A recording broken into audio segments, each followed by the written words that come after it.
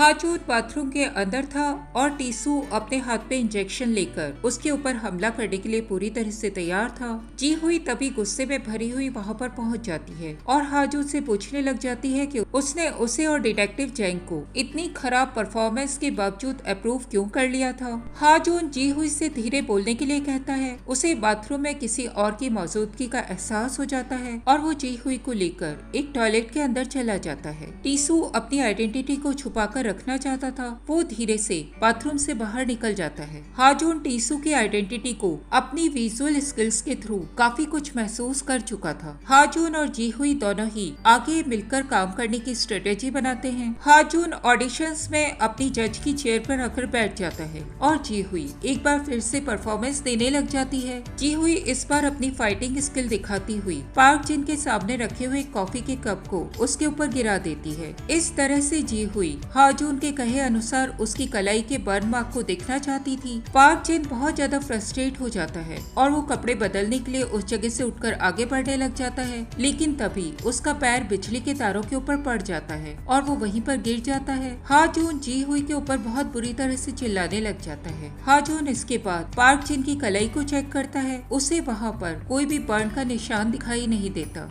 Park जिन को ambulance के अंदर ले जाया जाता है। जी हुई को तभी डोवॉन का कॉल आता है। डोवॉन जी हुई को बताता है कि मर्डर के समय की पार्क जिन के पास एक मजबूत एलिबाई है। सोचियोल और डिटेक्टिव चैन दोनों ही यून हे को मैसेज करने वाली ट्रेनी ली जी योन को ढूंढ लेते हैं। ली उन लोगों को बताती है कि वो ट्रेनिंग वाले दिन अपना वॉलेट वहीं पर भूल गई थी और उसे लेने के लिए वो वापस कंपनी में लौट कर आई थी। ली उन लोगों को बताती है कि उसने उस वक्त यून हे को ऐसे लोगों के सामने परफॉर्म करते हुए देखा था जिसे वो पहचानती नहीं थी। ली यून हे से बहुत ज्यादा चिढ़ जाती है और वो उस डांस का प्रूफ रखने के लिए अपने फोन में उसकी रिकॉर्डिंग कर लेती है। ली उन लोगों को बताती है कि उससे पहले तो लगा था कि वो डांस उसे सीक्रेटली करवाया जा रहा था। वहाँ मौजूद लेडी ने यून हे से अपने कपड़े उतारकर डांस करने के लिए कहा था। ली उन लोगों को बताती है कि यून हे ये सब सुनकर बहुत बुरी तरह से रोने लग गई थी और फिर उसने अपने कपड़े उतार दिए थे। ली ये सब देखकर इतना ज्यादा डर गई थी कि उसने उस रिकॉर्डिंग को डिलीट कर दिया था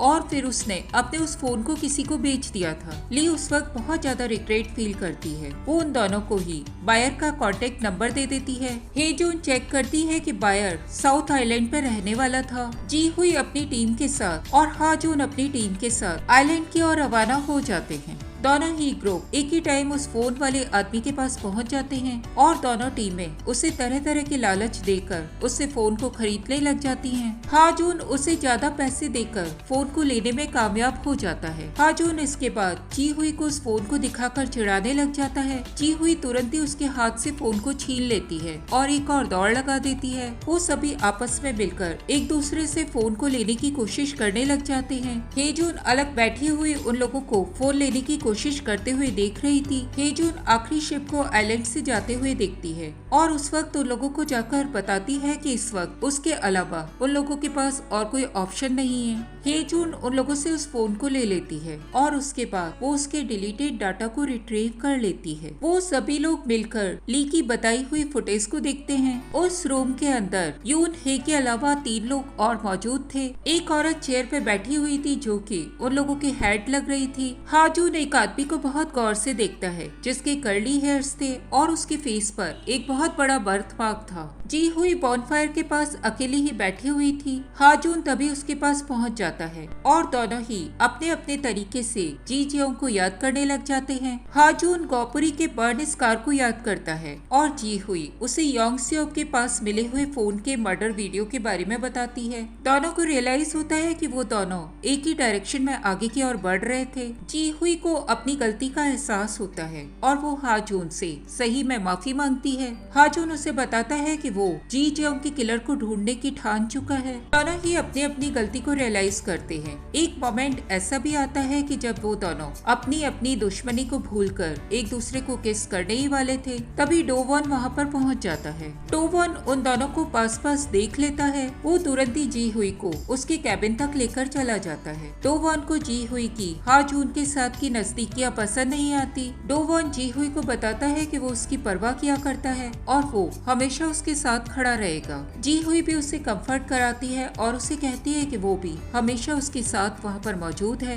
अगले दिन सुबह दोनों टीम अपनी अपनी जगह पर चली जाती है। जी हुई ने फोन को अपने पास रख लिया था। रास्ते में सोचियोल के पूछने पर हाजून उसे बताता है कि वो जी हुई की टीम के साथ कोऑपरेट इसलिए नहीं कर रहा था कि उन दोनों का साथ में गोपुरी को ढूंढना गोपुरी को अलर्ट कर सकता था। जी हुई की डिटेक्टिव टीम लौटकर वापस आ जाती है। तभी उन लोगों को ली का कॉल आता है। ली उन लोगों को बताती है कि योनहे हमेशा ही हैनकॉक यूनिवर्सिटी स्टेशन के सबवे पर रुका करती थी। हेजून योनहे के फुटेज को एक बार फिर से देखती है और वो उस दूसरे आदमी को पहचान लेती है। वो आदमी जियोन ग्योंग चियोल था। हेजून जियोन ग्योंग चियोल के बारे में पता लगाती है और उसे पता चलता है कि वो एक पॉर्न स्टूडियो चला रहा था। हेजून को ये भी पता चलता है कि जियोन ग्योंग चियोल ज्यादातर देश के बाहर ही रहा करता था। हाजून जियोन ग्योंग चियोल के ट्रेवल प्लान्स को चेक करता है और उसे पता चलता है कि वो ज्यादातर गैम्बलिंग के सिलसिले में बाहर जाया करता था। सू चियोल को जियोन ग्योंग चियोल का नाम कुछ सुना हुआ लगता है। उसे याद आ जाता है कि वो जॉकमंग गैंग का एक्टिंग चीफ था। सू चियोल उन लोगों को एक मैडम वैंग के बारे में बताता है जिसे कि क्वीन बी के नाम से जाना जाता था और वो जियोन ग्योंग चियोल के सभी ओवरसीज ट्रिप्स के बारे में जानती थी। जी हुई और डिटेक्टिव चेंग दोनों ही सबवे स्टेशन के पास पहुंच जाते हैं और वो वहाँ पर सभी को योनहे का फोटो दिखाकर उसके बारे में पूछताछ करने लग जाते हैं। एक कॉफी शॉप वाला आदमी योनहे की पिक्चर को पहचान जाता है और वो लोगों को एक अपार्टमेंट बिल्डिंग की ओर इशारा करके बताता है कि वो ज्यादातर वहाँ पर रुका करती थी। जी हुई डिटेक्टिव चेंग के साथ उस बिल्डिंग के अंदर पहुँच जाती है। वहाँ का एस्टेट मैनेजर उन लोगों को बताता है कि योनहे वहाँ पर अपने अंकल के साथ रुका करती थी। वो दोनों ही उसके अंकल का नाम चेक करते हैं और वहाँ पर उन्हें उसके अंकल का नाम ग्योंग चियोल दिखाई देता है। डिटेक्टिव चेंग भी ग्योंग चियोल की रेपुटेशन के बारे में अच्छे से जानता था। हाजून और सू चियोल दोनों ही मैडम वैंग से मिलने के लिए लग्जरी स्टोर में पहुंच जाते हैं।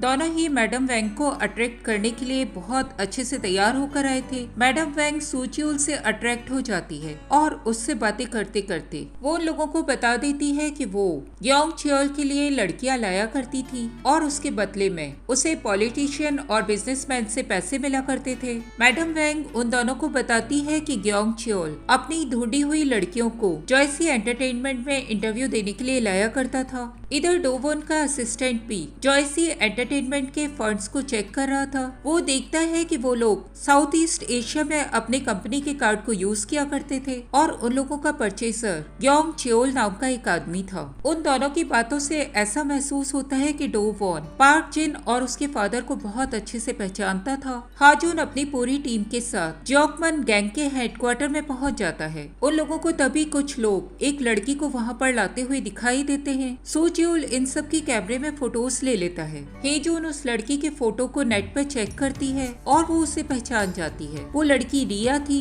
जो कि एडल्ट एंटरटेनमेंट स्टीमर पे काम किया करती थी। हेजून ये देखती है कि उस लड़की को ड्रग्स की बहुत ज्यादा आदत थी और उसे लास्ट परफॉर्मेंस के समय स्टेज से उतार दिया गया था। उन लोगों को ये भी पता चलता है कि कुछ और पार्टिसिपेंट्स को ऐसे ही लाइव स्ट्रीम से उठा लिया गया था। हाजून अंदाजा लगाता है कि उन लोगों को लाइव स्ट्रीम से इसीलिए उठाया जाता होगा क्योंकि वो लोग ड्रग्स के बहुत ज्यादा आदी हो जाते हैं और उसके बाद जॉकमैन का पैसा नहीं दे पाते होंगे। हेजून नेट में सर्च करती है और उसे एक और लड़की यूना का सेम ऐसे ही केस मिलता है जो कि लाइव स्ट्रीम के दौरान रिया की तरह ही गायब हो गई थी। वो सभी मिलकर रिया को छुड़ाने की प्लानिंग बनाते हैं। हाजून अपने शैमन के कैरेक्टर में आ जाता है और वो बिल्डिंग के अंदर घुस जाता है। उसका सामना वहाँ मौजूद बहुत सारे गुंडों से होता है। वो गुंडों को भूतों का डर दिखाने लग जाता है। इधर नाडान एक लड़की का भूत बनकर उन लोगों को डराने लग जाता है और सू चियोल भी वहाँ पर ऐसे हालात पैदा कर देता है कि वहाँ मौजूद गुंडों को असलियत में भूत होने का शक होने लग जाता है। हाजून उन लोगों को उसी हालत में छोड़कर अंदर चला जाता है। ग्योंग चियोल अंदर रिया को बहुत ज्यादा टॉर्चर कर रहा था। वो उसे वीडियो बनाने के लिए धमका रहा था। हाजून सू चियोल के साथ वहाँ पर पहुँच जाता है और वो ग्योंग चियोल और उसके आदमियों के ऊपर कंट्रोल कर लेता है। जी हुई भी डोवोन के साथ बाहर पहुंच जाती है। हेजून और नाडान जी हुई को वहां पहुंचे हुए देखते हैं और तुरंत ही वहां से निकल जाते हैं। सोचोल ने ग्योंग चियोल को पूरी तरह से अपने अंडर में कर लिया था और वो उसे नीचे लटकाकर मारने की धमकी देकर उससे वहाँ मौजूद तिजोरी की पासपोर्ट पूछने लग जाता है। ग्योंग चियोल बहुत ज्यादा डर जाता है और वो उसे पासपोर्ट्स बता देता है। हाजून सेफ को खोल लेता है और उसे उसके अंदर जॉकमन एंटरटेनमेंट की प्रोफाइल और मॉडलिंग फी पेमेंट्स के पेपर्स मिल जाते हैं। सोचोल ग्योंग चियोल को ऊपर की ओर खींच लेता है। हाजून ग्योंग चियोल से जॉस एंटरटेनमेंट और जॉकमन के बीच का लिंक पूछने लग जाता है। ऐसा महसूस हो रहा था कि ग्योंग चियोल के पार्क जिनके साथ बहुत अच्छे रिलेशन नहीं थे, लेकिन वो ये जानता था कि जॉयसी एंटरटेनमेंट ओवरसीज ट्रिप में पूरी तरह से अपना इन्वॉल्वमेंट रखती है, लेकिन वो इसके अलावा उन दोनों के लिंक के बारे में कुछ भी नहीं बता पाता। हाजून ग्योंग चियोल से पूछने लग जाता है कि क्या वो किसी ऐसे आदमी को जानता है जिसकी कलाई पर जला हुआ निशान है। तभी जी हुई वहाँ पर पहुँच जाती है। हाजून का ध्यान जी हुई की ओर हो जाता है। ग्योंग चियोल जो कि हाजून के पीछे मौजूद था, वो एक मेटल पाइप को उठा लेता है। जी हुई उसे वार्न करती है। हाजून को ऐसा लगता है कि जी हुई उसे धमका रही थी। हाजून तुरंत ही जी हुई की बात सुनकर आगे की ओर बढ़ जाता है। जी हुई अपनी गन से फायर कर देती है जो कि हाजून को इफेक्ट कर देती है। एपिलॉग में एक रूम को दिखाया जाता है जहाँ पर एक अनजान औरत यून हे को कपड़े उतारने के इंस्ट्रक्शन दे रही थी। ये वही औरत थी जिसे कि टीसू ने हानजू के पुलिस में होने के बारे में इन्फॉर्म किया था।